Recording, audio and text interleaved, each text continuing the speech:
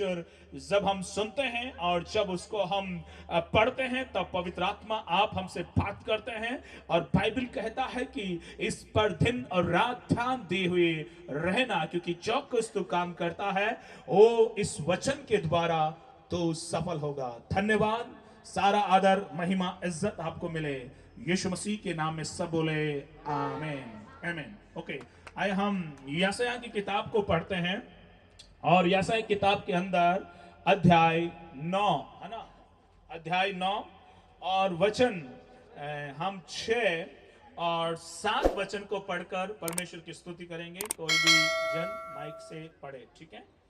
सभी को जय मसीह की। जय मसीह की। क्योंकि हमारे लिए एक बालक उत्पन्न हुआ, हमें एक पुत्र दिया गया और प्रभुता उसके कंधे पर होगी, और उसका नाम अद्भुत युक्ति करने वाला, पराक्रमी परमेश्वर, अनंत काल का पिता और शांति का राजकुमार रखा जाएगा। उसकी प्रभुता सर्वदा बढ़ती रहेगी और उसकी शांति का अंत न होगा। इसलिए वह उसको दाऊद की राजगद्दी पर इस समय से लेकर सर्वदा के लिए न्याय और धर्म के द्वारा स्थिर किए गए और संभाले रहेगा। सेनाओं के यहोवा की धुन के द्वारा ये हो जाएगा। आमीन। आज से 2024 साल पहले हमारे लिए, और ये बात यीशु मसीह के आने से अप्रोक्ष लगभग 750 साल पहले इस बात का बाइबल में वर्णन किया गया। आमीन। प्रॉफिट यशायाह के द्वारा ये बात परमेश्वर के मुंह से निकली। आमीन। यशायाह जब दुनिया में था तो यशायाह को परमेश्वर ने एक प्रतिज्ञा किया, और ये बात यशायाह नबी को परमेश्वर ने बताई कि सुनो, तुम्हारे लिए एक बालक दिया जाएगा। हालेलुया। और ये 750 साल पहले जब यीशु मसीह 2024 साल पहले जन्म लिया, आमीन, और तो 750 साल को और इसमें जोड़ेंगे तो लगभग 3100 है ना,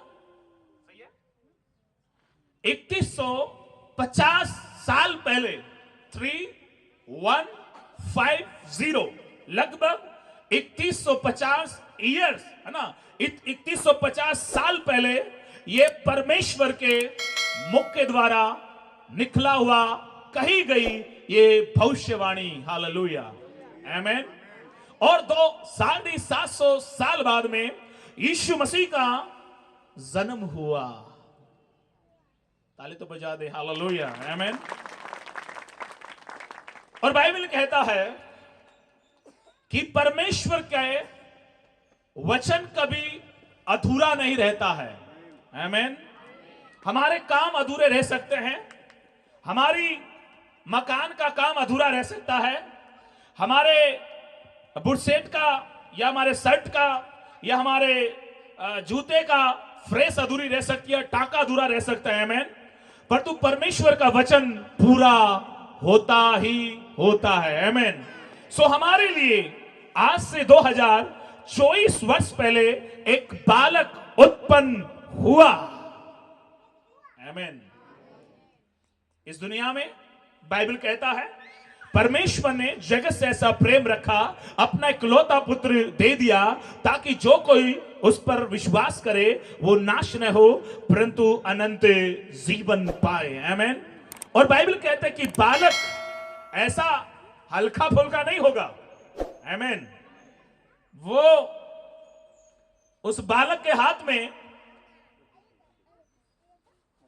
स्वर्ग और पृथ्वी की सारी सामर्थ, अथॉरिटी और पावर, प्रभुता लिखा। आगे पढ़े 6। हाँ।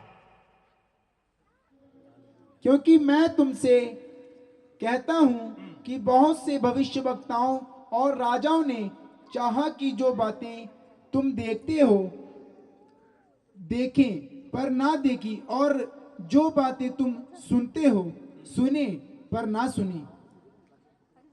बहुत से राजा और भविष्यवक्ता देखना चाहते थे कि ये बातें हमें भी सुनाई दी जाए, हमें भी ये सुनाया जाए कि कोई उद्धार करता हमारे कानों में उसका सुसमाचार सुनाया जाए। हालेलुया, बोले यीशु मसीह की जय। आमेन। ठीक है, अपने पास से कहें कि 2025 में तेरे जीवन में परमेश्वर अद्भुत युक्ति करेगा। हालेलुया।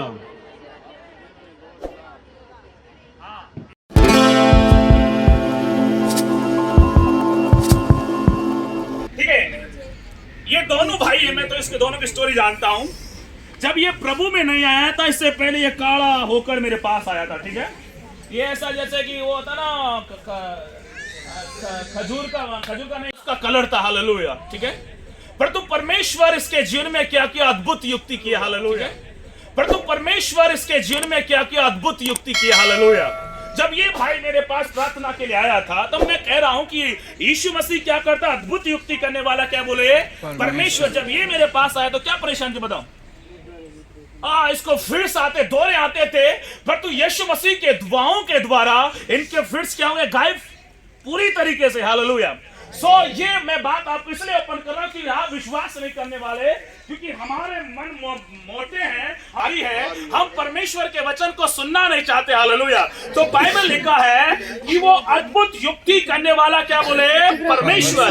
मैं कह रहा हूं कि खुदा ने और परमेश्वर ने, राजाओं के राजा ने मेरे जीवन में अद्भुत युक्ति किया। हालेलुया। इस 2024 में आपके जीवन में अद्भुत युक्ति किया। हालेलुया। और 2025 में इस बात को विश्वास करें कि मेरे जीवन में वो राजाओं का राजा, वो मेरे जीवन में अद्भुत युक्ति करेगा। हालेलुया। हालेलुया। बोलो यीशु मसीह की